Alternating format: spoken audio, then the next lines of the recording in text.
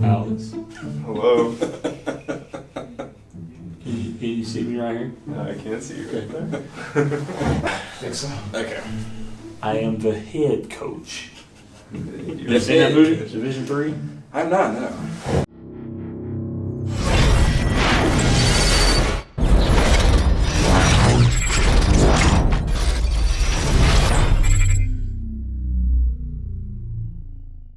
Joined by the head coach of the Plainsmen, J.M. Kelly. First off, thank you for joining me here to kick off the season. And second off, just how excited are you to be here, and how exciting has this whole process to get this going been for you? I'm fired up. I'm ready to go. This place is awesome. Just driving around the town, it's kind of like going back in time. I grew up in a really small town in East Texas, and this kind of reminds me of that, so it kind of feels like home, honestly. So just fired up to get going, get the guys all in town, and get after it and have a good summer. You talked about how you're used to kind of that Texas lifestyle. How have things changed here for you in good old Western Nebraska? It's not really any different. So I was in South Texas, and it's flat there. There's no cactus up here. That's a little different, but it's not really a bad thing. There's no cactus up here, right? No. Okay. There's not. So no, it's good. It's not really any different. It's we're playing baseball and we're traveling, and it's really kind of the same, no matter where you're at, as long as you're doing that. So excited to figure out how to fly fish. That might be difficult. I've heard it's easy from some people. I've heard it's hard from others. But I'm excited to figure out how to do that, and hopefully that's where I'm spending my mornings. So how did this process begin for you to get here to North Platte? We've talked about it before, just getting up here, going from Texas to North Platte, getting an opportunity to coach summer ball instead of back at Texas A&M Kingsville. How did that all start for you? I was looking. I was supposed to go to the Northwoods and be in candidate with Mike Steed, and Steed's awesome. Was really looking forward to that. And the Northwoods decided, hey, with COVID, we don't think we're going to be able to have a season with the border going back and forth and all that good stuff. So I started looking, interviewed for a few jobs, and I called Chuck and said, hey, or actually I texted, I don't know, whatever. And I said, hey, is there anything up there? I know y'all are transitioning to a new league and whatnot. And he said, there's a team in Laramie, and we're looking at making a team in North Platte. And I said, North Platte, that'd be awesome. It's right in the middle of everything. And when that came about, I think I told you this before, when they decided they were going to have the team, basically, I kind of knew before that the team was even in existence that I was going to come.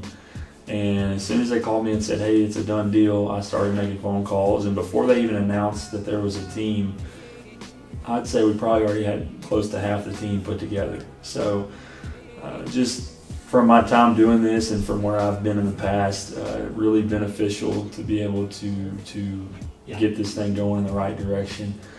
I think that we've got a ton of really good players, and I think that people will see that. At the end of the day, everybody wants to win, but as long as we can develop and get better along the way, then I think these guys accomplished what they came here to do this summer. And building relationships, obviously, along the way is really important. So, and speaking of the players that you brought in, and me getting to talk to some of those players, they have all had nothing but really great things to say about you. So they don't know me. how was that recruiting like, and how do you feel about the group of guys you're bringing in here for year one? I feel really good about it. So a few of them are guys that I recruited along the way. A few of them are guys that I've coached along the way. And then the rest of them are all guys that I've got really good relationships with their coaches. I don't know that there's a single guy that's coming that I don't know one of their coaches or didn't have a prior relationship with one of their coaches.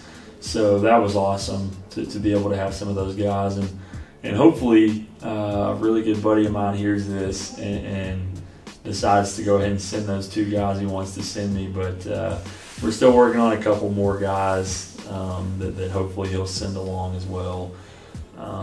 But just excited to be able to work with these guys and really honored to have them, that their coaches trust me enough to send them up here and allow me that opportunity to work with them along the way. So And it feels like, especially, early on in the season, you're still waiting for a couple of guys to get up here from their conference tournament and things like that. So, especially, first series, first week or so of the year, just how do you kind of manage that with the players that you do have available? It's tough. Brock Hendricks hasn't thrown in probably, close to a year. I don't know when the last time he played outfield was, but if we have an opening night, Brock Hendricks will be in the outfield. Yeah. So, until these guys start getting in, it's difficult to be able to piece it together, but you have to. And I think we did a really good job of bringing in guys that are capable of moving around and being able to do different things. There's a few guys that can pitch. Caden Five-Ash will hit for himself. So, it's difficult to do it, but it's fun. And these guys, I think a lot of them enjoy being able to go do something else than what they're accustomed to. It gives them an opportunity to kind of go back to their high school days. And everybody, if you ask the pitcher, tells you that they can still hit. Every position player tells you that they can still pitch.